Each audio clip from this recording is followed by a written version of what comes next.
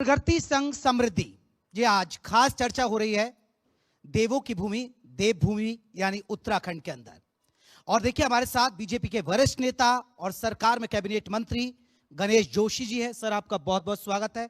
सैनिक कल्याण, कृषि विभाग, ग्रामीण विकास मंत्रालय, बहुत बड़े बड़े मंत्रालय इनके पास है। और आज इनसे जानेंगे कि 24 साल उत्तराखंड को बने हो चुके हैं। इस उत्तराखंड को बनाने में यहाँ के लोगों ने अपना बलिदान दिया है, जेल काटी है, लेकिन वो सपनों का उत्तराखंड बन पाया नहीं बन पाया, और उसे बनाने के लिए धामी सरकार क्या प्रयास कर रही है। क्या हम प्रगति की से समृद्धि की ओर बढ़ रहे हैं या नहीं बढ़ रहे हैं, तमाम पहलुओं पर बात होगी। गणेश जोशी जी बहुत बहुत स्वागत है सर। चर्चा की शुरुआत आपसे, पहला पैनल आपसे है सर। 24 साल हो गए सर, और सैनिक बाहुल्य ये प्रदेश है, आप सैनिक रहे सर। 24 साल में उत्तराखंड कितना बदला, और हम 25 साल में एंट्री करेंगे तो कौन कौन सी योजनाएं उत्तराखंड में धरातल पर हम देख पाएंगे। देखिए, जैसा कि आपने कहा, उत्तराखंड एक सैनिक बाहुल्य प्रदेश है। देश की सेना का 17.5% की पूर्ति हमारा उत्तराखंड जैसा छोटा सा राज्य करता है। देश की रक्षा करने वाला हर 5वां सैनिक हमारे उत्तराखंड से होता है। आप इतिहास उठाकर देखें, चाहे फर्स्ट वर्ल्ड वार हो, चाहे सेकेंड वर्ल्ड वार हो, 47 हो, 62 हो, 65 हो, 71 हो, कारगिल हो, पुलवामा हो, गलवान हो, ताज पर हमला हो, संसद पर हमला हो, कोई ना कोई जवान हमारे उत्तराखंड से शहीद होता है।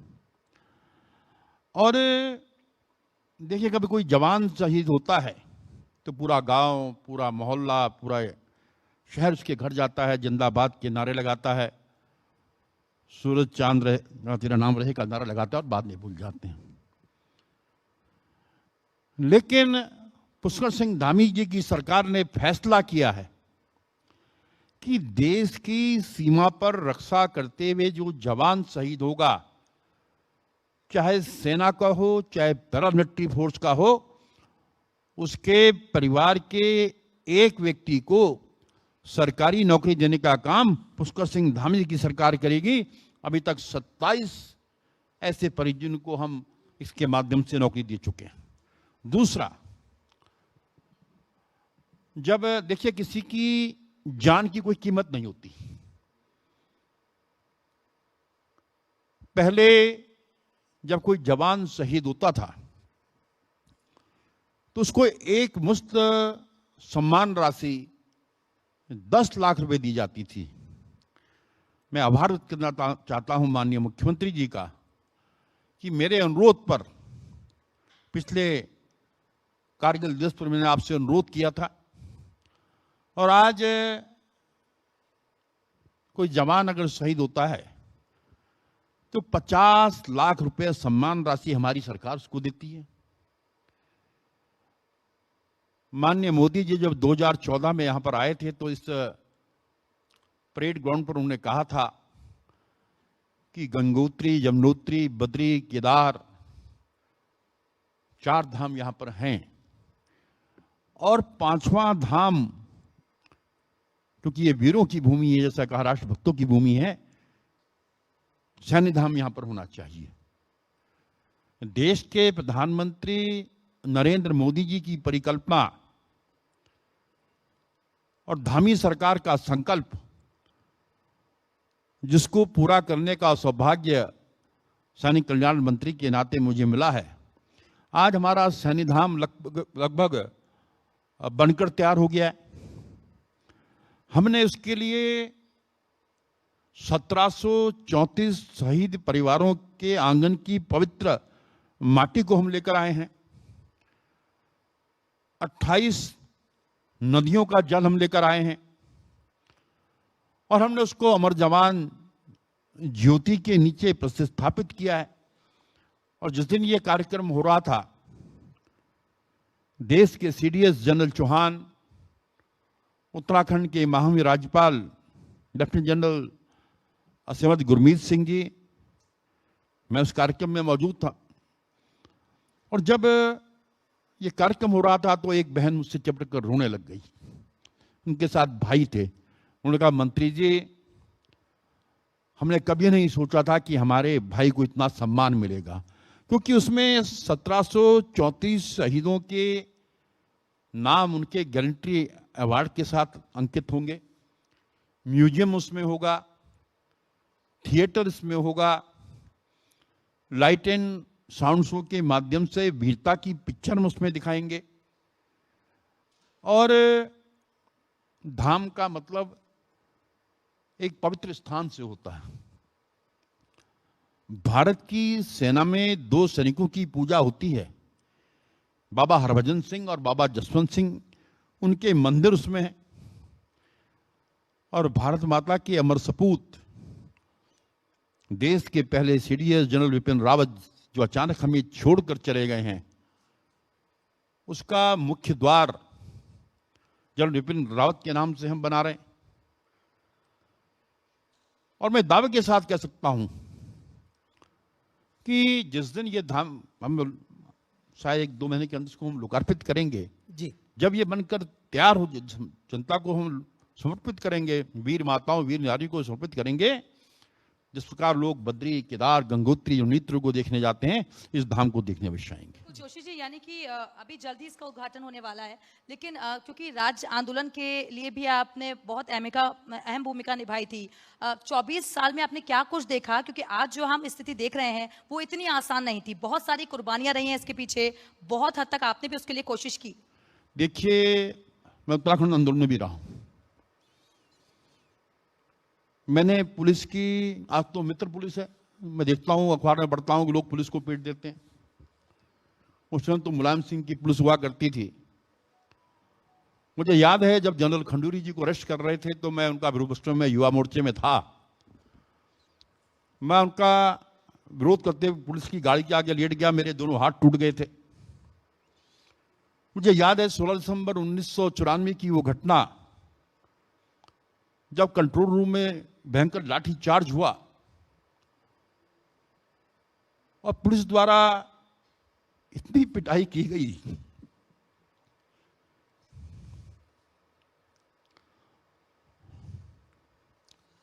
बिल्कुल हम समझ सकते हैं। देखिए मंत्री जी, आप भावुक हैं वो पल, क्योंकि बहुत लोगों ने कुर्बानी दी थी। और जब मैं पूरी तरह नीचे गिर गया तो मुझे बचाने के लिए हमारी 4 आंदोलनकारी बहनें, आशा केड़ा, कमला रावत, आशा भगुणा और शशि, मेरे ऊपर लेट गई और हमें गिरफ्तार करके बरेली सेंट्रल जेल ले जाया गया।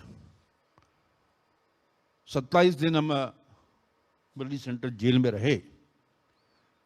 लेकिन आज ये कहते हुए फख्र भी होता है, उसमें हमारे कई साथियों ने अपना प्राणों की आहुति भी दी, हमारी मातृशक्ति का अपमान भी हुआ मुजफ्फर कांड में। लेकिन आज 24 साल में उत्तराखंड ने बहुत तरक्की की है। नहीं जोशी जी, आपने जिक्र किया और देखिए वो कहानी बताते आप भावुक भी हुए, कुर्बानियां दी। लेकिन एक महत्वपूर्ण सवाल यह है, जो आंदोलनकारियों ने सपनों का उत्तराखंड देखा, वो साकार हो पाया या आपको लगता है नहीं अभी बहुत जरूरत है? नहीं, देखिए, अगर मैं ना कहूं तो ये अन्याय होगा। चाहे हमारी सरकार रही हो, चाहे कांग्रेस की सरकार रही हो, हमने काम किया है। लेकिन डबल इंजन की सरकार ने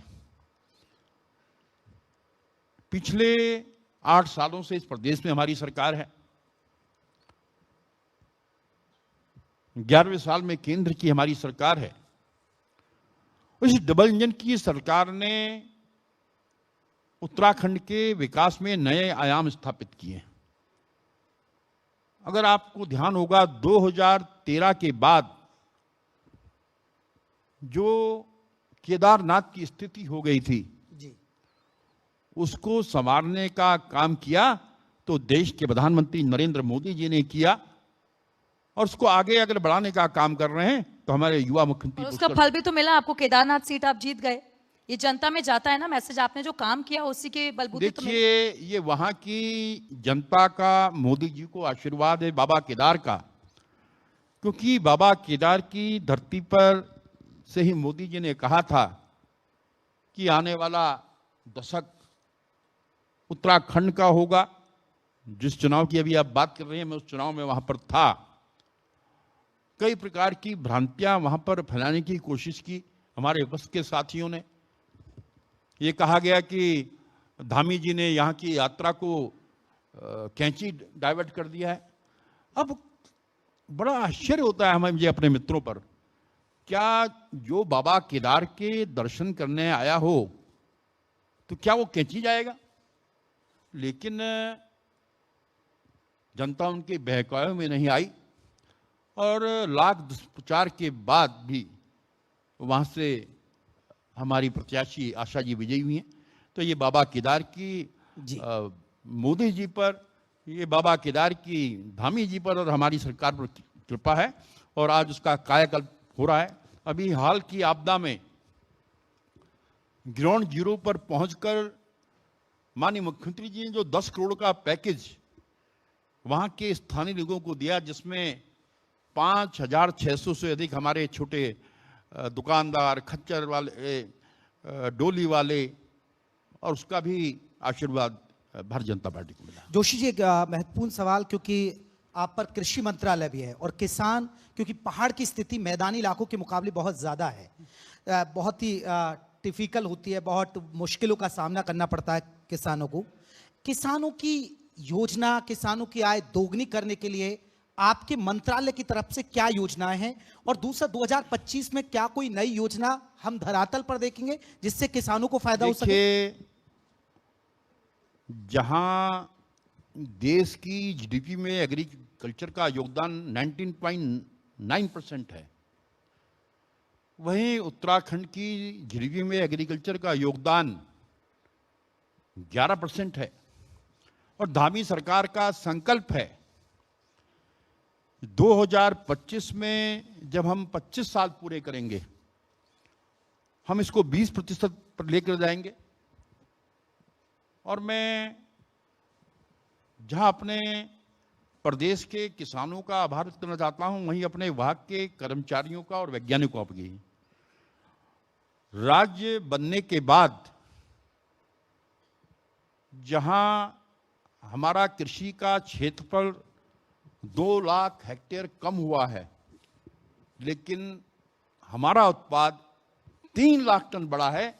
इस बात का संकेत है कि हम नई तकनीक का प्रयोग करके हम एग्रीकल्चर के क्षेत्र में आगे बढ़ रहे हैं। दूसरा, कश्मीर व हिमाचल के बाद एप्पल के क्षेत्र में हम तीसरे स्थान पर हैं। ये किसानों के लिए कम से कम जोरदार तालियां भाई, वो काश्तकार है, बहुत मेहनत करते हैं और उत्तराखंड तरक्की कर रहा है, जो मंत्री जी कह रहे हैं। आज हमारे किसान जो हाई डेंसिटी का एप्पल लगा रहे हैं, पहले सेब 6 साल में, 6.5 साल में फल देता था। आज जो हम हाई डेंसिटी के प्लांट्स हम लगा रहे हैं, पहले साल में 6.5, दूसरे साल में 22 और तीसरे साल में 24 किलो सेब का उत्पाद हो रहा है। जहां हमने 21-22 में 2,13,000 पौधे लगाए थे, वहां 23-24 में हमने 12 लाख से अधिक प्लांट लगाए हैं।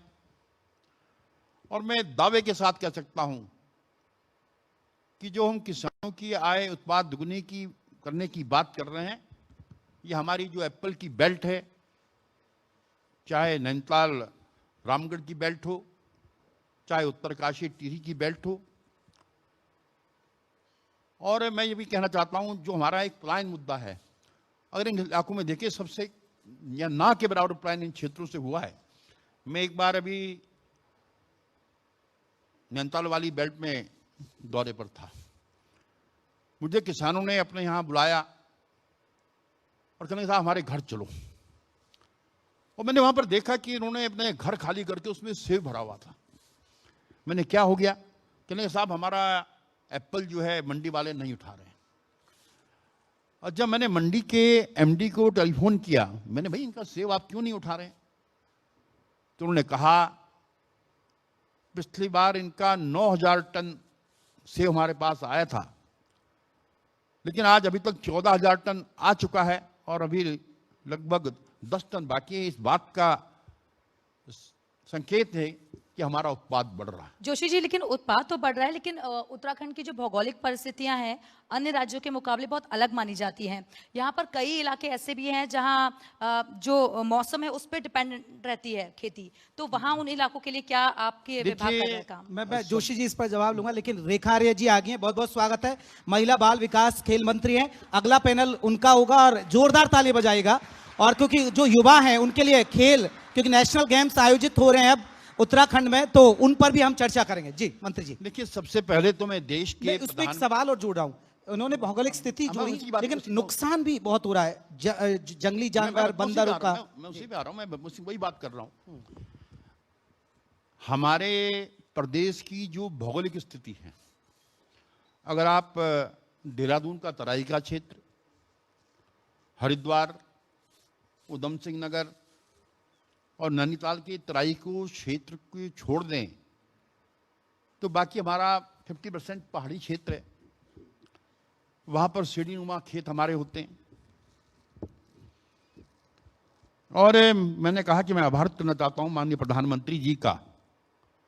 वर्ष 2023 को माननीय प्रधानमंत्री जी ने इंटरनेशनल ईयर्स ऑफ मिलेट घोषित किया था, और जब इसका शुभारंभ हुआ था पूसा से, 162 देश के डेलीगेट्स वहां पर थे। एक और प्रदेश का कृषि मंत्री होने के नाते मुझे उसमें जाने का मौका मिला। और मिलेट्स श्री अन्न जो हमारी परंपरागत खेती में है, और मुझे इस बात का भी फक्र है कि जब मिलेट रिसर्च इंस्टीट्यूट हैदराबाद ने मिलेट्स की टेस्टिंग की तो हमारा मडुआ और झिंगुरा सबसे बेहतर पाया गया। और आज माननीय मुख्यमंत्री जी ने मिलेट्स मिशन में 73 करोड़ रुपए की व्यवस्था की है, और सबसे ज्यादा अगर एमएसपी है तो 42 रुपया 90 पैसे मडुए का है। और हमने एक चीज और सुनिश्चित की है। पहले क्या होता है कि पहाड़ का किसान गरीब होता है।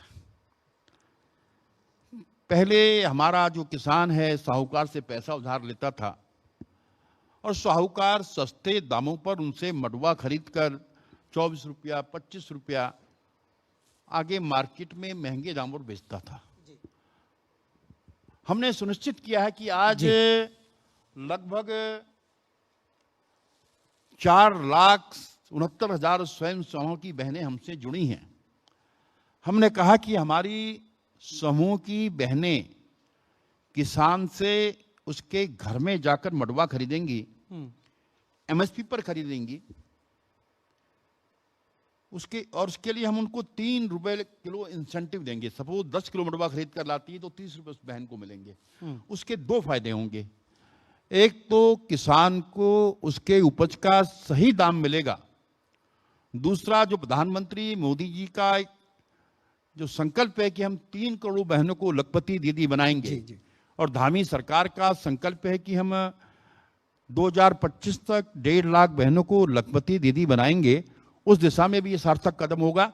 ये काम हमारी सरकार कर रही है। ये बहुत अच्छी बात है। और दूसरा आपने बात की जी कि हमारे पहाड़ में हमारी फसलों को जंगली जानवर बहुत नुकसान पहुंचाते हैं। बिल्कुल।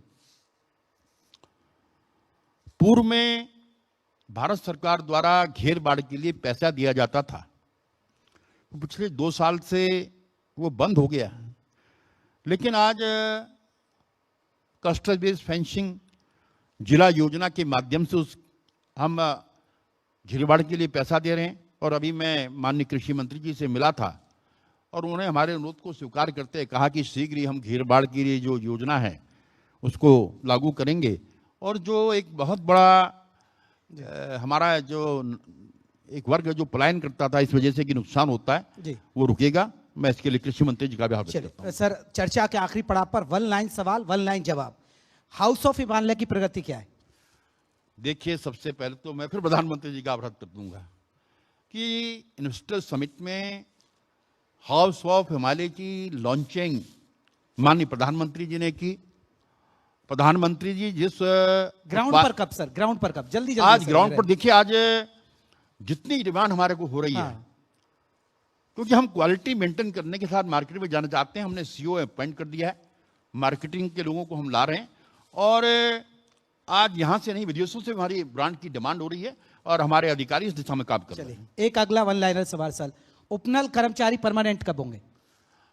कोर्ट भी कह चुका है। उसमें क्योंकि सर्वोच्च न्यायालय में कई याचिकाएं दाखिल हैं और जब तक मामला सर्वोच्च न्यायालय में हो उस पर मैं टिप्पणी करूं, ये उचित नहीं है। चलिए एक आम जनता से जुड़ा सवाल सर, और खासकर जो दिल्ली एनसीआर से यहाँ घूमने आते हैं, मसूरी के विधायक है, पीक सीजन में जाम में उनका देखिए, यहाँ घूमने का है, जाम से निजात कब? देखिए, अगर आज का ही अखबार आपने देखा होगा, और मैं आभार करना चाहता हूं माननीय गडकरी जी का कि 6 महीने के अंदर हमारी एलिवेटेड रोड तैयार हो जाएगी, लेकिन उसके बाद क्या होगा उस पर विचार करते हुए एक 50 किलोमीटर के रिंग रोड का प्रस्ताव भारत सरकार ने स्वीकार किया है, ताकि बाहर का टूरिस्ट जो आए बाहर से ही मसूरी चले जाए और यहाँ जाम से निजात मिले। इस दिशा में हमारी सरकार काम। बहुत बहुत शुक्रिया सर। देखिए सर से हमने कोशिश की कम वक्त में बहुत सारे सवालों का जवाब लिया, और वाकई में उत्तराखंड में बदलाव हुआ है और क्या प्लानिंग है सरकार की, और खासकर गणेश जोशी जी के जो मंत्रालय है उन पर उनकी क्या प्लानिंग है। Thank you sir, thank you much.